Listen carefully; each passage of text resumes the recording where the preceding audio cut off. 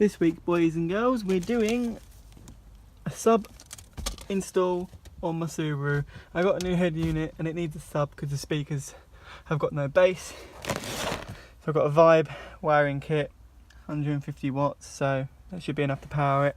So let's get it done. You've got 5 main things that make up a wiring kit. You've got your power wire, this is for 8 gauge. You've got your speaker wire, bus. You've got your remote wire, your earth wire and your RCA cables. All those make up the components. Oh, and you've got an amp fuse. Stop it from shorting out or anything. They're the main components of a wiring kit. They all need to go into the back of the amp.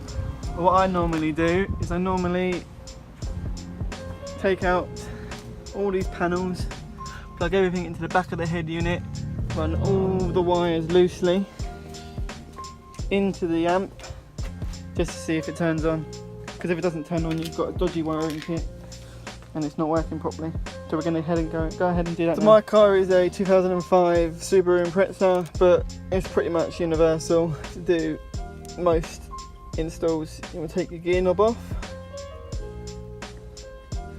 Basically you've got to get to the back of your head unit and then find a path for all the wires to go. Take that off, take this up. On my car I've got 2 little screws there, and then I can take this off and that comes off as well. So now I've got that off, I've got that revealed, all that revealed. They can just go and pull on here, undo those 6 screws.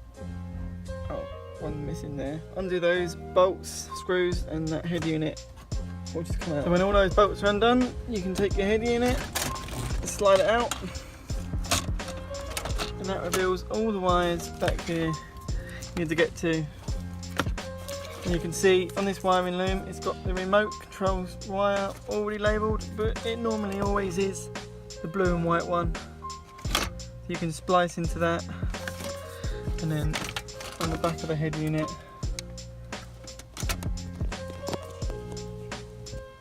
there's RCAs there. We're going to use the left one, these 2, because that is the sub output. To get in power for the amp, either find your bonnet or wherever your battery is.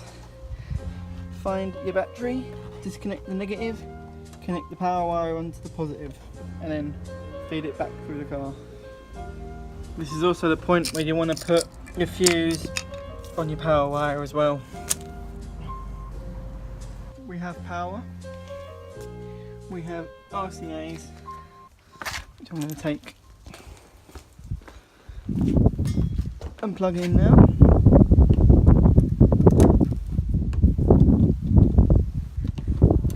To there.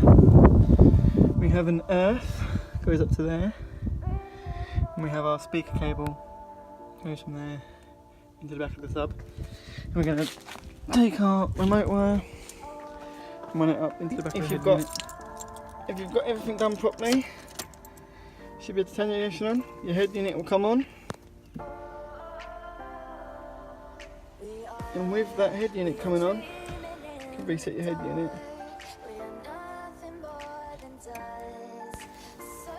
And hopefully, that should turn the amp on. And we've got power going to it. There's a green light. So, we've done that properly. Now comes the tricky part. We have to conceal all those wires inside the car. Now comes the best part. You've got to take all the wiring back out and just put in to route it within the car panels all the way back to the amp. Let's get it done. I've run the power wire with the same one that I run my boost line to get into the car. Same little grommet down there, and that brings me out into the car underneath there.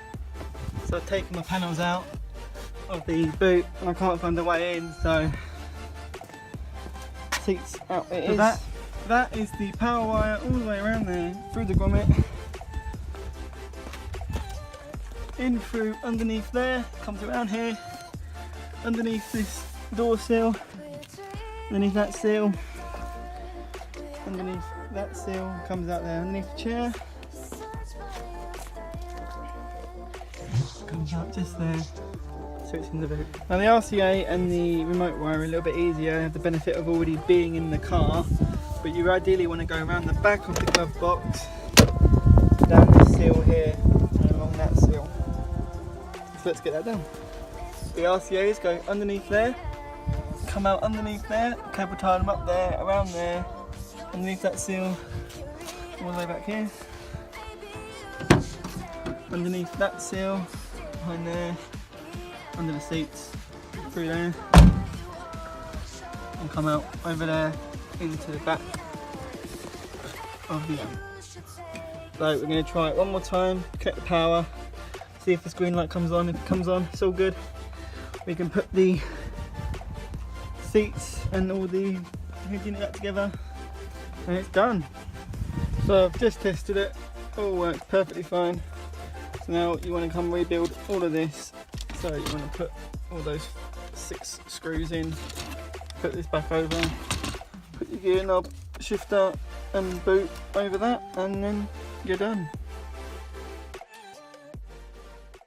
Yeah, controls and everything back in, and yeah, get it back in now. We tested it and it comes through the speakers and everything, which is good. Push it back in and all your